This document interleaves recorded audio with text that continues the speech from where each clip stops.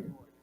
Imam Shafayat, as you teach here and as you encourage us to learn, why is it so important to constantly teach people as we teach ourselves to be God conscious? Dear Imam, please, if you can answer that. I mean, Jazakallah.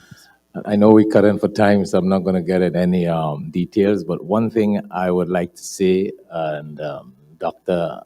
Nisar has motivated me, and I'm just only saying this to all the imams and all of you to ask you to make dua, and I should have done that before, but I'm taking a few seconds. My dad is in the hospital right now. He's 82 years. When I heard that Dr. Nasri got a stroke a couple of weeks ago and he's here, it motivated me.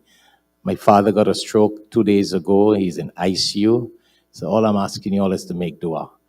And as important as it is, I thought that this program, I told my family, I said, the good that comes out of these students in this program will be sadaqah and blessings for him and sadaqah jariyah. He's the one who made all the effort, and my mom, for me to go and study Islam. So I pray that all of you, whatever good, not to me, my dad, inshallah. Hope that he gets all the blessings for everything that happens here, inshallah. So I wanted you all to just make dua for him. We can ask each other for dua. He's in a very critical situation, but Allah knows best. Just a brain hemorrhage, and they're just monitoring it right now. So make dua, inshallah. So based on the question that Sheikh Zubidar asked, before getting to it, I want to also say Jazakallah to Muslim Federation, Brother Samir and Brother Imam Zubidar for hosting this program.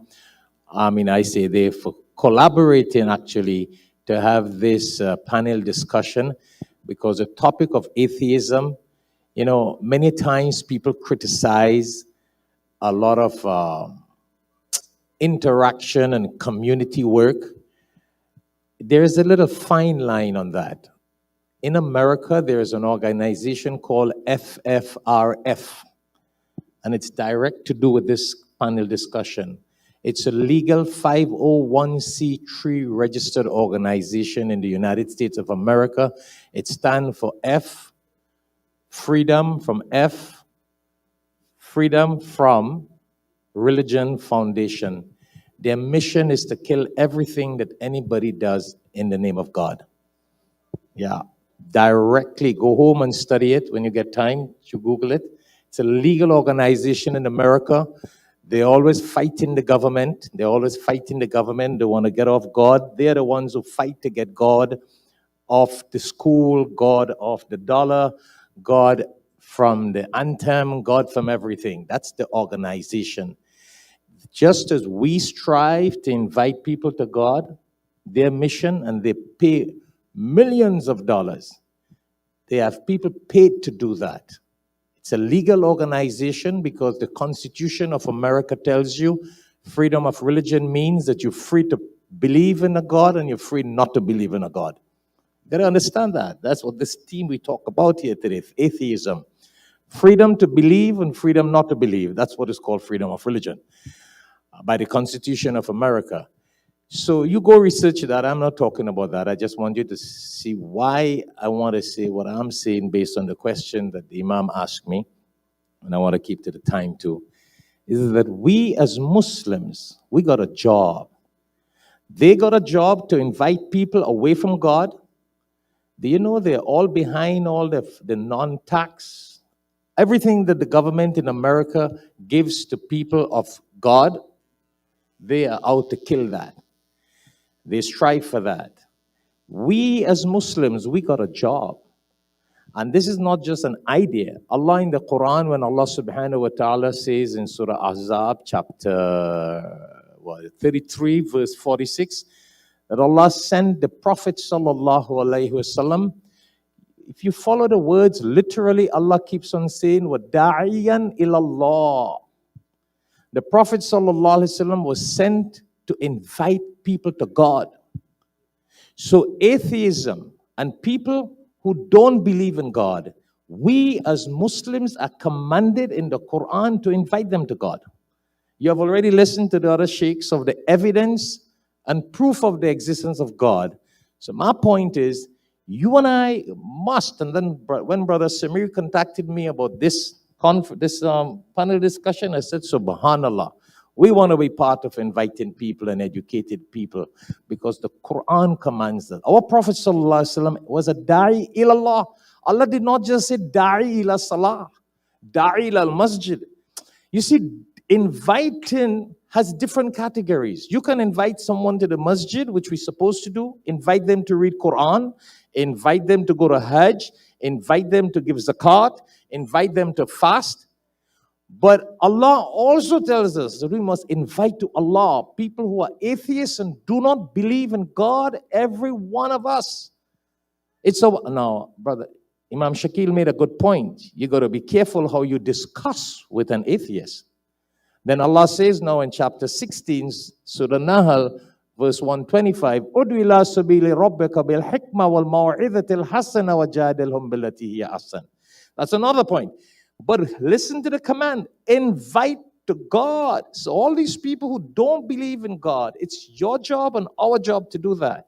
And it's not the federation and a good idea, it's the command in the Quran.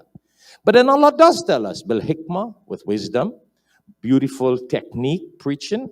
And if you have to discuss with them, discuss in a very intellectual, smart, nice way. But it's our job to do that. Unfortunately, a lot of Muslims come to America for money, good job, education, and we forgot about taking that as a mission to invite people to God. If Allah has blessed us with money, with education, with the faith of Iman, we must also look in the Quran that we are commanded to invite people to God. Whatever way, if you can't invite, then support people who invite. And may Allah bless all of you who have come here today. It's amazing that you came out to a topic on atheism. If you look at Surah Fussilat, chapter 41, verse 33, وَمَنْ أَحْسَنُ قَوْلًا مِمَّنْ دَعَا إِلَى اللَّهِ. What is Allah saying? Whose words are better than he who invites to God? So these atheists who invite people away from God, your job and our job is to invite people to God. We shouldn't feel ashamed because Allah commands us. When Allah sent the Prophet ﷺ in his initial days, whom was he invited? People who did not believe in God. People who worshipped idols. The kuffar, they did not believe in God. They worship idols. They denounced the existence of a God. So his very first mission was to invite people to God. If we follow the track of Islam, his early days before Salah and fasting and Hajj and all these things coming down, what was it? Inviting people to God. So a lot of us should not just become comfortable here in America because you got 3,000-4,000 masajid and hundreds of scholars and Islamic schools. You heard the statistics. There are a lot of Muslims who are going off the track from Islam. So besides inviting Muslims to God, back to God, we need to invite non-Muslims also to God. Because there are a lot of Christians and Jews, and I say that publicly because you know I'm very into faith, who have started disbelieving in God. Oh yes. So we have a big work to do.